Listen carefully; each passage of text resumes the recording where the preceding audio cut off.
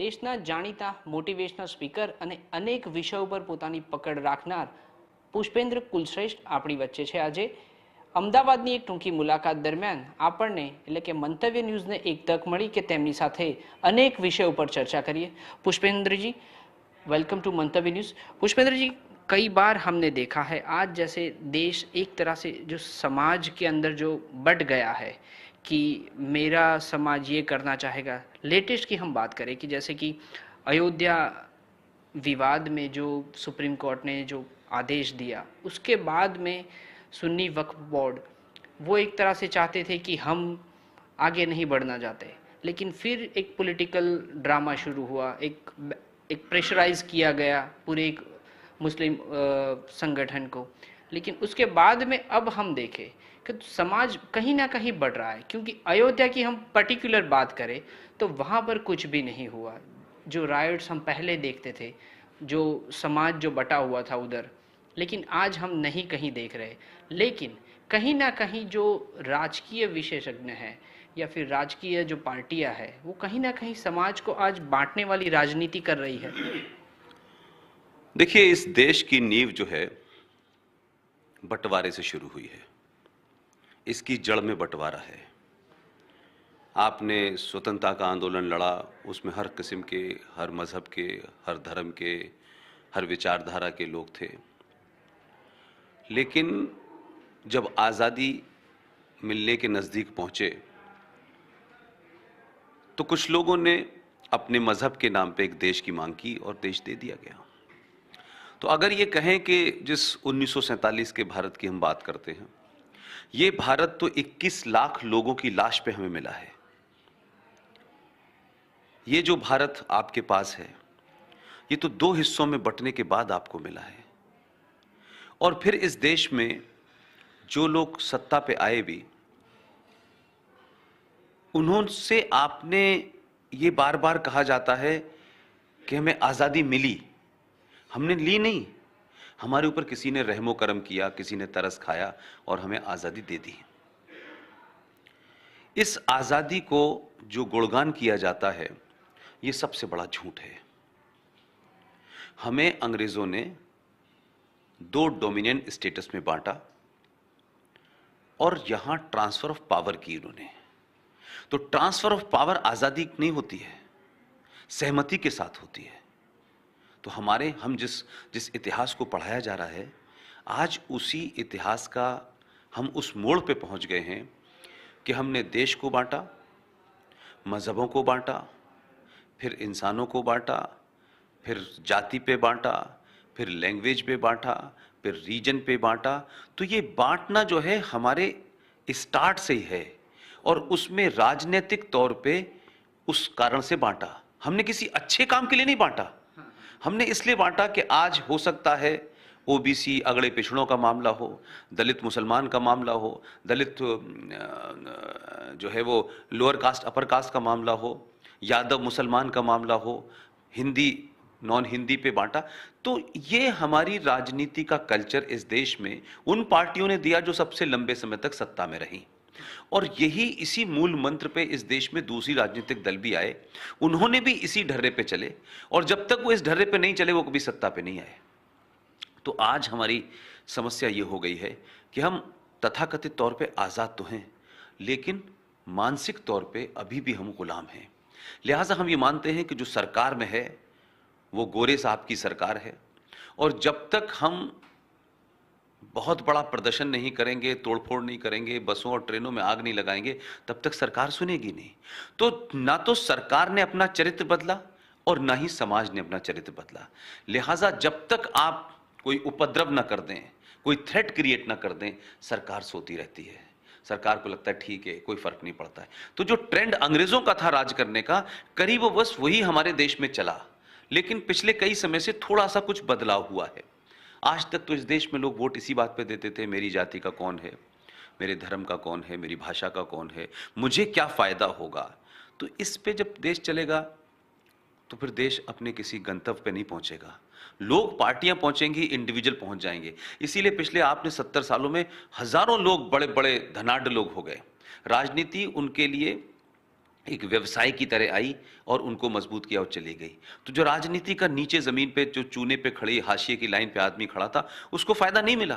तो जो मूलभूत समस्याएं वो आज भी वही की, उसको किसी ने एड्रेस किया ही नहीं, बल्कि उनको छुपाने की कोशिश की।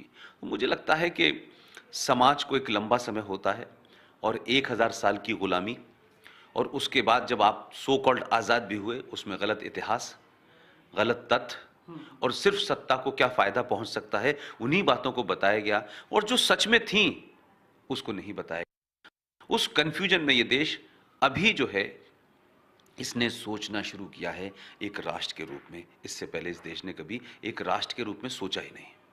तो जैसे आपने कहा कि एक राष्ट्र के रूप में कभी इस देश ने सोचा नहीं, लेकिन अभी की हम बात करें कि देश का, यानी वर्ल्ड में अगर हम देखें, विश्व में देखें कि आज भारत युवा देश है, और जैसे आपने कहा कि एक ट्रेंड बदल सा रहा है, तो ये ट्रेंड आने वाले दिनों में, क्योंकि ये राजनीति तो वही की वही रहेगी, उसमें कोई बदलाव नहीं आ रहा है, लेकिन सेक्युलरिज्म के नाम पर, राष्ट्रवाद के नाम पर, जातिवाद के नाम पर, लेकिन युवा जो है आजकल हम देख रहे हैं एक नया ट्रेंड शुरू हुआ है कि इस जो राजनीति होती है, ये जो कल्चर है, उससे वो हटकर कहीं आगे बात करते हैं। देखिए, इसकी एक बड़ी वजह है कि आज से कोई 20 साल पहले अखबार था, टेलीविजन इंडस्ट्री नहीं थी, तो जो सोर्स ऑफ इंफॉर्मेशन था वो वन वे ट्रैफिक था। कुछ लोगों के पास इंफॉर्मेशन थी, वो उसको समाज में किस तरह डिसिमिनेट करें, ये सिर्फ उनको पता था। कितना समाज में दें और कितना समाज में न दें। मेरे और आप जैसे लोगों के पास ना तो करेक्ट इंफॉर्मेशन थी, और जब करेक्ट इंफॉर्मेशन नहीं होगी तो हम करेक्ट राय भी नहीं बनाएंगे। आपका उस पर क्या व्यू है, आपका उस पर क्या आर्गुमेंट है, ये आता ही नहीं था। तो अखबारों के अंदर लेटर टू एडिटर छपते थे, तो बहुत कम अखबार अब बचे हैं जिसमें लेटर टू एडिटर छपता हो। बहुत ज्ञानी लोग थे कुछ, वो सेल्फ स्टाइल ज्ञानी थे, वही अमेरिका पे आपको बोलते थे, वही पाकिस्तान पे भी एक्सपर्ट थे, वही चाइना पे एक्सपर्ट थे, और वो खास वर्ग था, वो एक एलीट ग्रुप बन गया था। उसने इंफॉर्मेशन को छुपाया, दबाया, और एक आम भागीदारी की बात हुई नहीं। तो अखबार निकले तो जरूर, लेकिन उन अखबारों में समाज का दर्पण नजर नहीं आता था। स्लोली स्लोली वो वेस्टेड इंटरेस्ट में चले गए, मालिकों के संबंध नेताओं से हो गए, नेताओं से सत्ताओं से हो गए। अब पत्रकार के मालिक, बड़े बड़े पत्रकार, कैसे राज्यसभा में पहुंचा जाए इसकी लाइन में लगे हुए हैं। और इसलिए लगता है कि जो नई जनरेशन, हम जब जिस जनरेशन में आए थे, तब जो लोग हमारे लिए आइडियल थे वो हमने देखा ये तो पार्टी लाइन में खड़े होकर टिकट मांग रहे हैं और इनको राज्यसभा चाहिए, किसी को गवर्नर बनना है। तब लगा क्या कहते हैं कि शायद हम एक एक एक इल्यूजन में थे शायद। लिहाजा आज जो है इस डिजिटल मीडिया ने, इस मोबाइल की क्रांति ने कम्युनिकेशन का फ्लो जो है वो बहुत हाई कर दिया है। अब एक छोटे से बच्चे के पास, एक रिक्शा चलाने वाले के पास, एक सब्जी बेचने वाले के पास, एक बार्बर के पास हजारों इंफॉर्मेशन है। उस इंफॉर्मेशन में से क्या ठीक है वो उसका सिलेक्शन कर सकता है। इसलिए आज गलियों पे, चौराहों पे, छोटी छोटी जगह प्रधानमंत्री ने कोई बात कही है तो उस पर सवाल जवाब वहीं के वहीं शुरू हो जाता है। कोई इंटेलेक्चुअल बोलता है, उस पर सवाल जवाब शुरू, कोई पॉलिसी आती है उस पर सवाल। तो ये जो कम्युनिकेशन का दौर खुला है, इससे इस समाज में हजारों करोड़ों लोग ऐसे थे जिनके पास बड़े क्रिएटिव विचार थे, लेकिन उनके ऊपर टैग नहीं था कि वो बहुत बड़े आदमी हैं, वो हार्वर्ड से पढ़ के आए हैं, वो फर्स्ट क्लास डिग्री है। लेकिन ऐसे हजारों करोड़ों लोग थे जिनके बड़े अच्छे विचार थे। आज सत्ता में हमने ये देखा कि हमेशा जब भी कोई बैठता है तो उसके बारे में होती, साहब बड़े हाई इकोनॉमिस्ट हैं, साहब ये वहां से पढ़ के आए हैं, यहां से पढ़ के आए हैं। लेकिन लाल बहादुर शास्त्री के बारे में चर्चा नहीं होती कि वो कहां से पढ़ के आए थे। लेकिन उन्होंने अपने छोटे से टेन्योर में देश को जो दिया वो यादगार है, लेकिन उनकी चर्चा नहीं होती। चर्चा एक विजनरी प्रधानमंत्री की होती है, फिर उनकी बेटी की होती है, फिर उनके बेटे की होती है। तो ये देश को बताना चाहिए कि ये जो महान महान लोग थे जिन्होंने 14 साल 19 साल इस देश में राज किया, ये वो देश के ऐसे भी लोग थे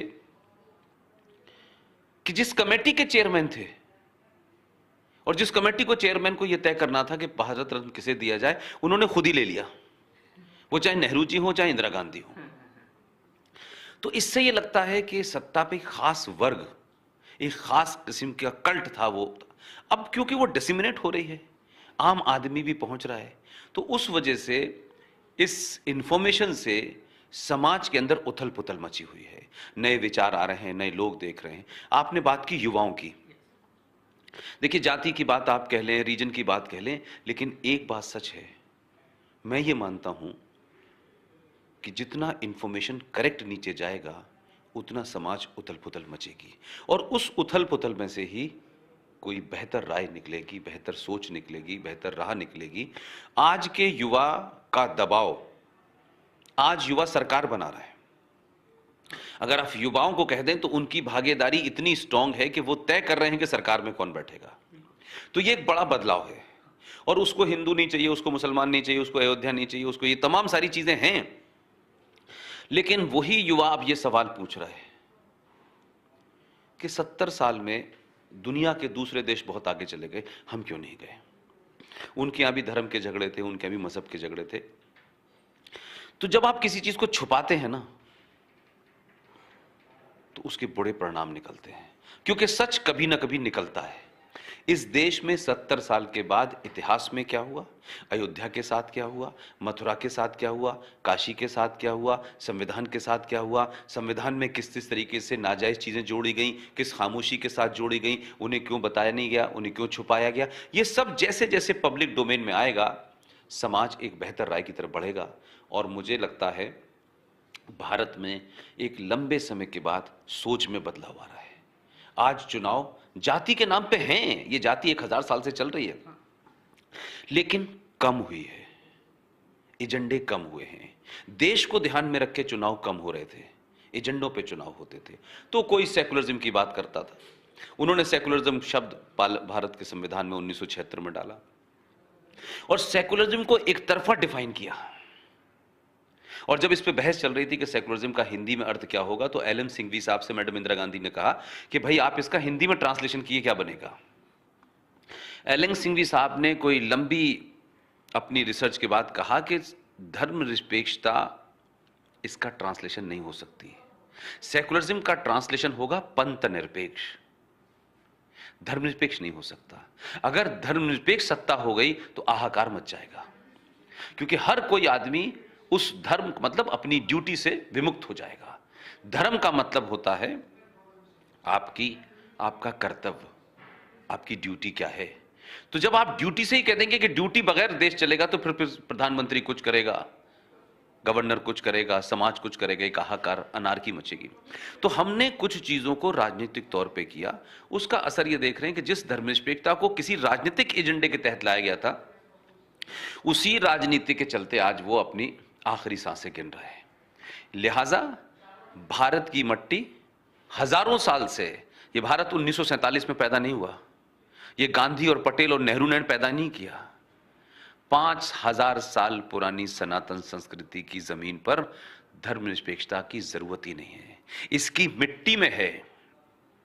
आप तो वो लोग हैं जो चींटी भी न मर जाए उसके लिए भी मुंह पे कपड़ा बांध लेते हैं, कोई कीड़ा मुंह में न चला जाए उसको भी मान लेते हैं।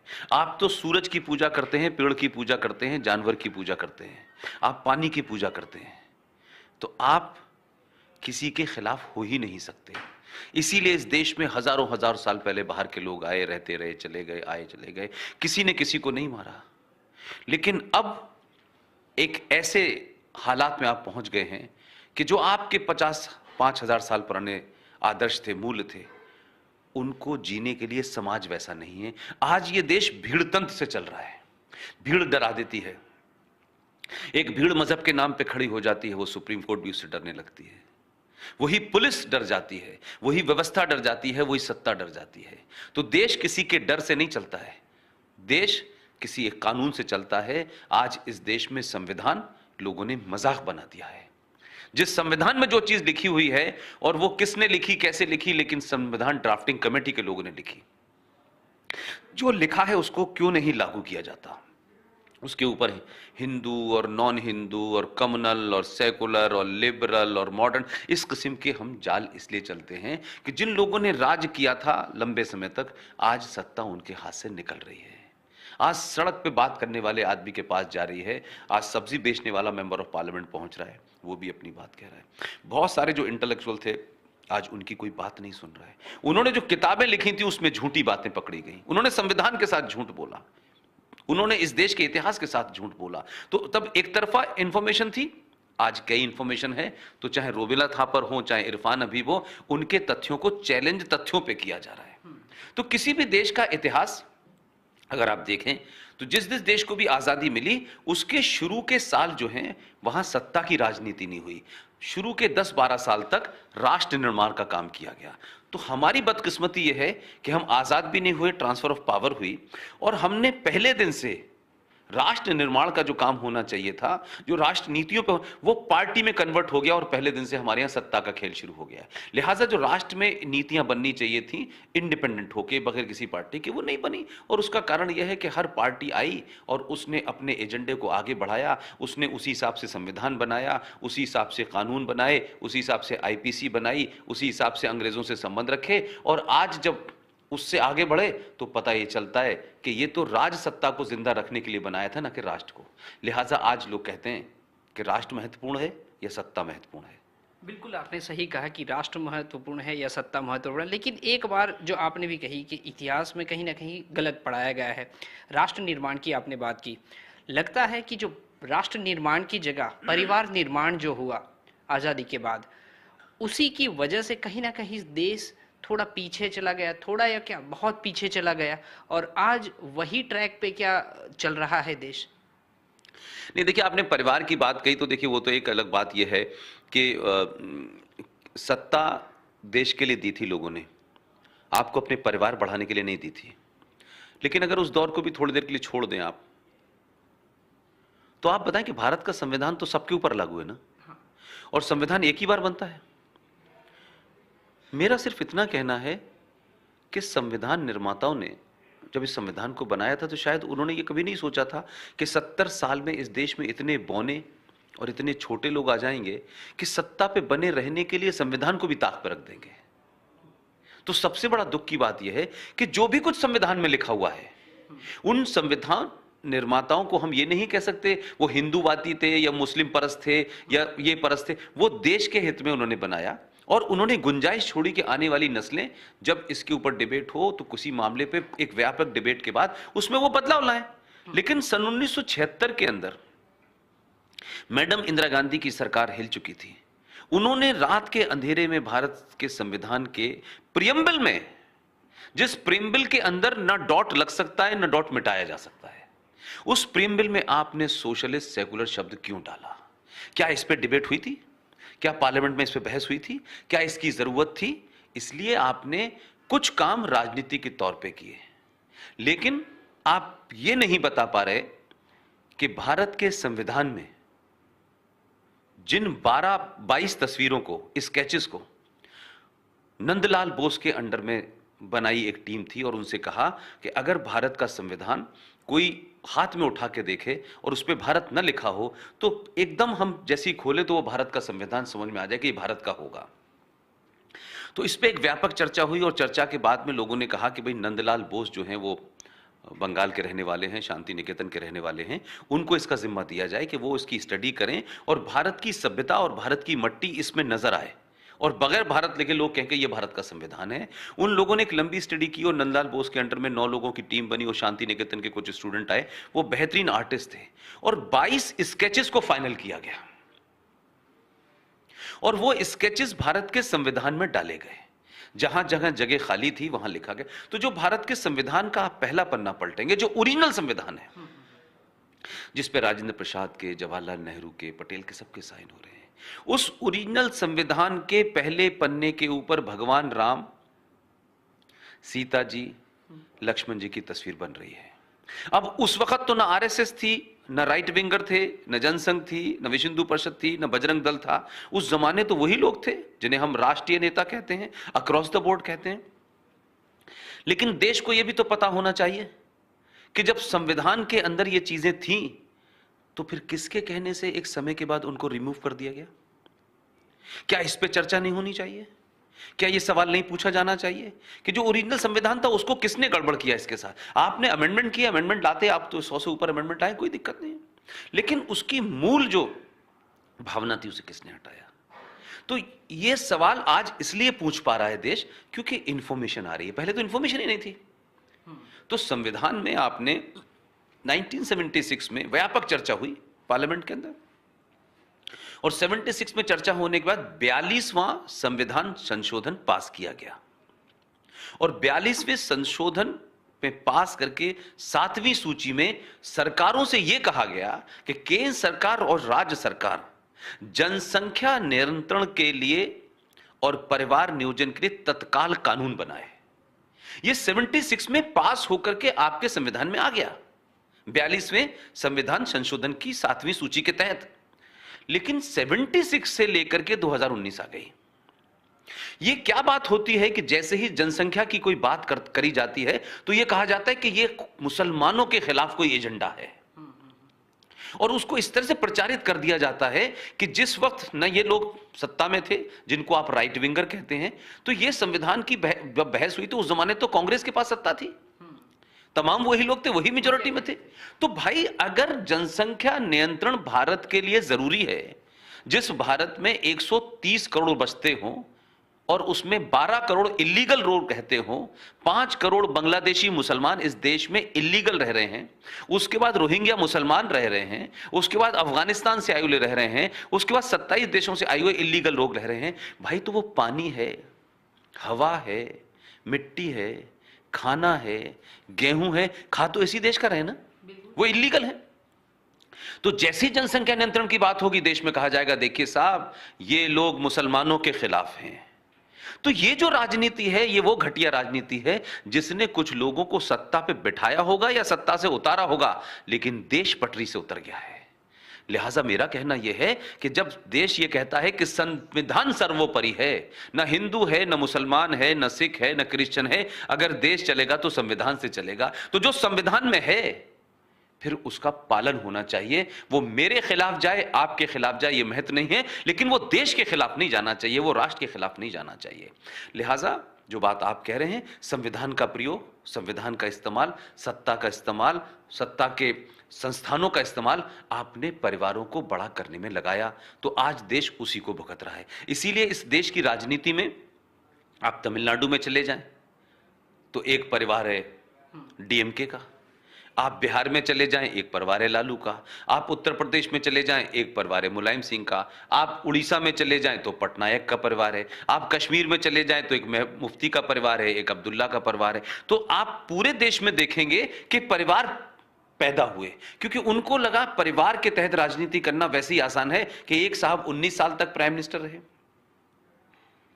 और कुछ 1.5 साल तक एक बेचारे साहब रहे जिनके ऊपर फिल्म आ गई कि उनको सत्ता से कैसे बेदखल किया गया, लाल बहादुर शास्त्री का ताशकंद फाइल में आपने देखा। उनके हटने के बाद मैडम इंदिरा गांधी लंबे समय तक बनी रही, फिर वो मर गई तो उनके पुत्र आ गए, फिर उसके बाद में कोई अभी तक नहीं बन पा रहा, तो वो भी एक सस्पेंस। लेकिन अब प्रॉक्सी चलाया जा रहा है, 10 साल एक प्राइम मिनिस्टर रहता है, वो तो कुछ कर नहीं पाता, सत्ता 10 जनपद से चल रही थी।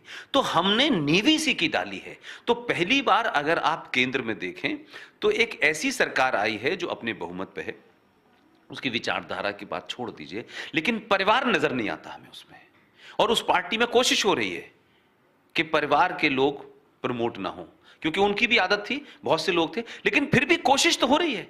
तो इस बुरे हालात में अगर ये छोटी सी भी कोशिश है तो ये देश के लिए अच्छी है, ये जारी रहेगी, क्योंकि लोगों में संचार क्रांति के माध्यम से दुनिया को देखने का मौका मिला है।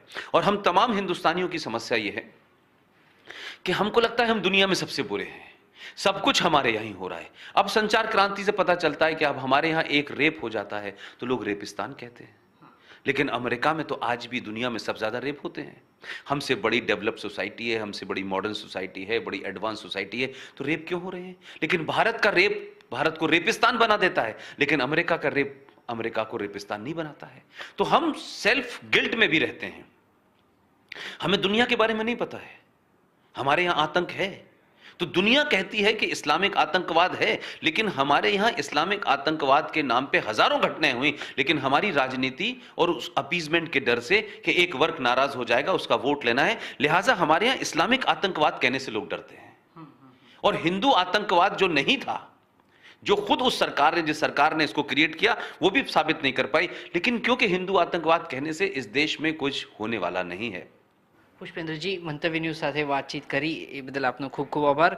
અનેક મુદ્દાઓ પર આપણને ઇતિહાસ વિશે નવું જાણવા મળ્યું. બંધારણનો ભાગ હોય કે પછી ઇસ્લામિક ઓર્ગેનાઇઝેશન ટેરરિઝમ હોય, અનેક મુદ્દાઓ પર આપણને અનેક નવી માહિતી મળી, જેના કારણે આગામી ભવિષ્યની પેઢી સુધી જો આ માહિતી પહોંચે તો ભારત દેશને ઘણો જ ફાયદો થઈ શકે છે. કેમેરામેન ઉમેશ સાથે કેતન જોશી, મંતવ્ય ન્યૂઝ, અમદાવાદ.